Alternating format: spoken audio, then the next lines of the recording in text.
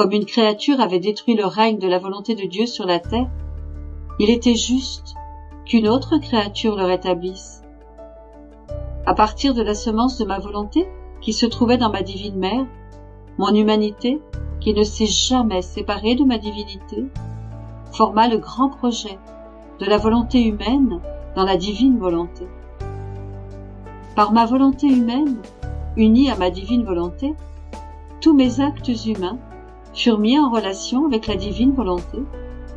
Par la divine volonté, j'étais au fait de tous les actes de toutes les générations, et avec ma volonté humaine, je les réparais et les rattachais à l'éternelle volonté. Aucun acte ne pouvait m'échapper, et tous furent mis en ordre par moi dans la très pure lumière de la volonté suprême. Je peux dire que la rédemption me coûta relativement peu. Ma vie extérieure, les souffrances de ma passion, mes exemples et mes mots auraient suffi, et tout aurait pu se faire rapidement. Mais pour réaliser le grand projet de la volonté humaine, fondue dans la volonté divine, pour réparer toutes les mailles brisées par la volonté humaine, je devais faire intervenir tout mon intérieur, toute ma vie cachée, toutes mes souffrances intimes, lesquelles furent de loin plus nombreuses et intenses que mes souffrances extérieures et ne sont pas encore connues. Je n'ai pas fait qu'implorer pour la rémission des péchés, le salut et la protection de la vie humaine, comme je l'ai fait par ma passion. Mais il s'agissait du renouvellement de tout l'intérieur de l'homme. Je devais faire se lever le soleil de l'éternelle volonté qui, rejoignant avec puissance tout l'intérieur de l'homme, même ses fibres les plus intimes, allait le conduire dans le sein de mon Père céleste,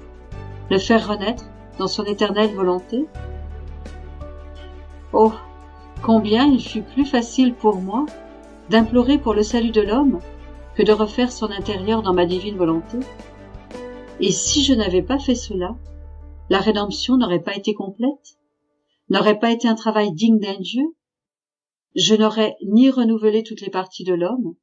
ni restauré en lui la sainteté qu'il avait perdue, en brisant ses relations avec la divine volonté. Le projet est déjà réalisé, mais avant de le faire connaître, il est d'abord nécessaire que l'homme sache que, par ma vie et ma passion, il peut obtenir le pardon et le salut. Cela le dispose à apprendre par la suite comment j'ai imploré pour lui la chose la plus grande et la plus importante, le retour de sa volonté dans la mienne, afin que sa noblesse soit retrouvée,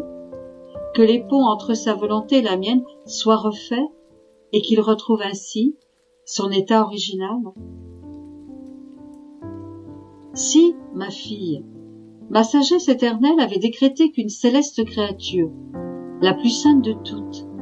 allait être à l'origine de la nouvelle élévation de l'homme dans ma divine volonté,